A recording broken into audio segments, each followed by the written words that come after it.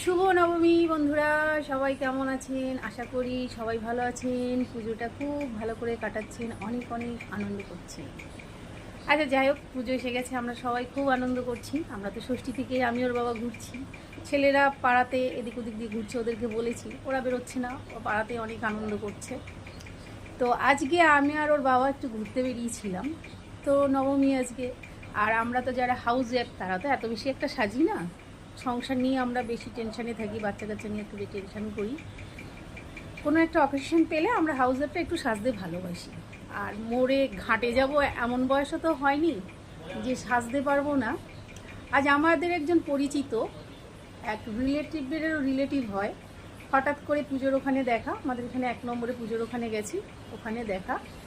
তার মেয়ে হচ্ছে তার নাতনির বয়সে, বুঝতে পারছেন?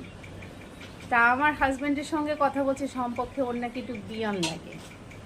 এবার হাজব্যান্ডের সঙ্গে কথা বলছে, আমি যখন একা থাকি আমার সঙ্গে কথা বলে না, কারণ আমার সঙ্গে কারো বেশি একটা পটে না, আমিও পাত্তা দিই না, তারাও পাত্তা দেয় না। আমি হয়তো তার মেয়ের বয়সী হব, মোড়ে ঘাটে যাওয়ার মতনও বয়স হয়নি এখনও, প্রায় যাবে যাবে কাছে, যখন তখন মোড়ে গেলেও কোনো সমস্যা নেই।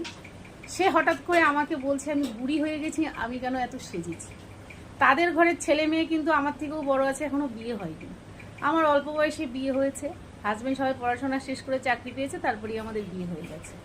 বুড়ো হয়েও বিয়ে করিনি, অমতেও বিয়ে করিনি, মা বাবা দিয়েছে, বিয়ে হয়ে গেছে। এসে আমাকে বলছে বুড়ো হয়ে গেছো, সেজেছো কেন? এটা কোনো প্রশ্ন? হ্যাঁ, তুমি যে ঘাটের মোড়ি, তুমি এখন কেন নাচতে নাচতে ক্লাবে এসছো, সবার মধ্যে আনন্দ করছো? তাহলে এদেরকে কি করতে হয় বলুন তো বন্ধুরা?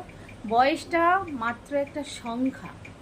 90 বছরের যে বয়স লোক ভদ্রমহিলা থাকে, তাদের মনের মধ্যে একটা শিশু মন বিরাজিত করে, তখনও তাদের একটু ঘুরতে ফিরতে ভালো মন্দ খেতে ইচ্ছে করে।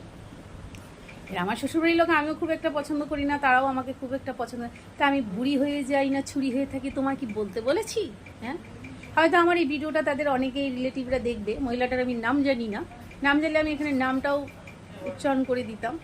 দুনিয়ার ছোট লোক, অসভ্য, অশিক্ষিত, আনকালচার, একেবারে মানে কি বলবো, এদের মধ্যে কোনো শিক্ষা দীক্ষা কালচার নেই। এদের মধ্যে লোকেরটা মেরে খাবো, মেরে কি করে বাঁচবো, কি করে খাবো, এই চিন্তা ভাবনা।